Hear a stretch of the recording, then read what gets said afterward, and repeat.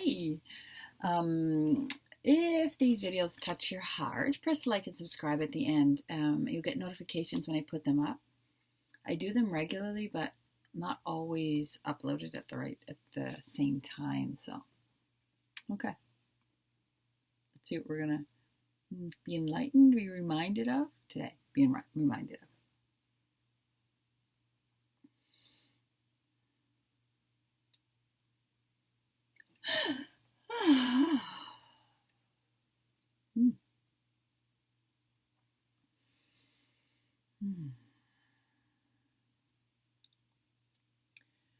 We're going to speak of the small ones.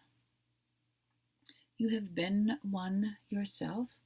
You are probably not one now, but you also see them regularly.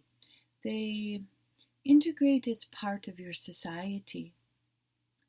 And there is a particular reason for this integration. It is so you can recall and you can remember what it's like to be immature, but in a particular way, innocent and open and loving to each human being without judging their true character. Now, of course, all of those things send great alarm bells off for you because you think, danger, danger, danger, danger. That was danger for you. But what we are trying to get you to remember is that when you were a certain small one, you were curious, you were open, you were receiving information, you were not a know-it-all yet. You see, you understood as a small one that you needed more information about how to live. Now you've gotten all that information, and what do you know? It doesn't really serve you other than in the world of man to receive material gains, to construct things. It helps you in this way. But what if all of this information were actually keeping you away from your higher self, your connection with universe? What if it was the opposite traits, which we described as a small one? What if they were the ones that got you more easily connected to the universe of love? Then what would you do? Because it was a long time ago and you decided those were dangerous, dangerous times, and that you would now become the enlightened, intellectual, book-reading human that you are. But what if those are the things that are keeping you from what you desire most, which is connection to source? What if that were true? Now, don't want you to be too hard on yourself, because what we are saying is that to survive in the world of man, you must act like one. That's what you're doing. You're acting like you are a man. But if you want to act like a spiritual being, it's time to act like a small one.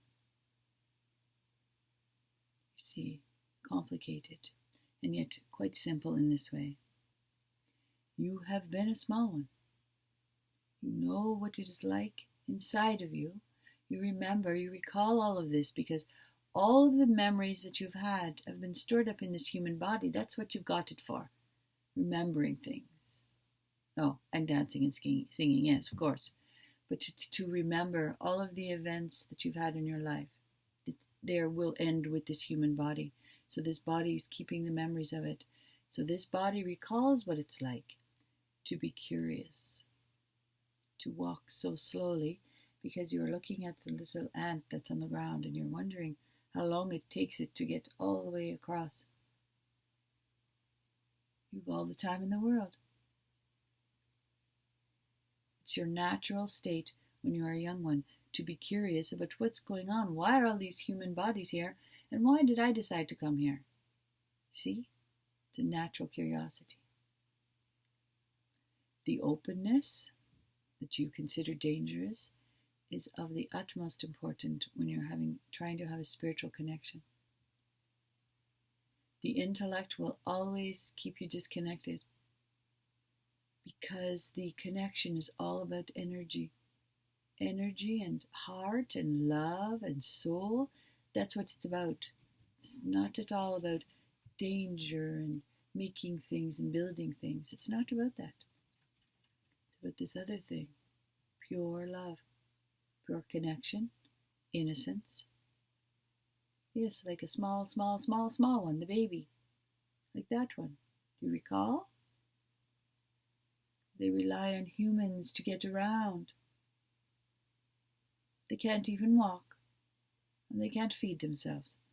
They rely completely on other humans, so they must come in trusting, just like you did. We're not speaking of the trauma that has happened. Your mind goes directly to the trauma instead of back to the innocence. Back further, before the trauma, before your heart was broken, back to here. Back to here when you trusted the human beings that you came into being with. That trust. Because a moment before you trusted the human beings, you trusted the universe.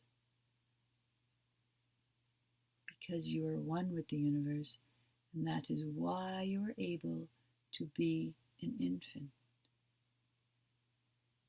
To be vulnerable. To be at their disposal. Go back to the very beginning, before there was any mental and physical discord, all the way back to the beginning. That's the innocence. That is the trust. That is the oneness with the universe. The innocent infant. Go back to there. You will connect easily with Source, the universe of love. Because you just come from there a moment before. Back to the beginning. A vulnerable, curious, loving infant, such as you are today.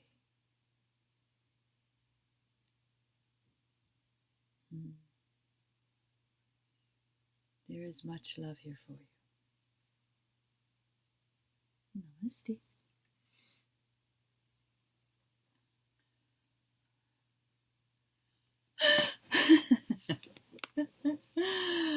Oh, I don't know if everybody can feel that energy or not, but when they speak of these things, I can feel where they sort of pull us to it.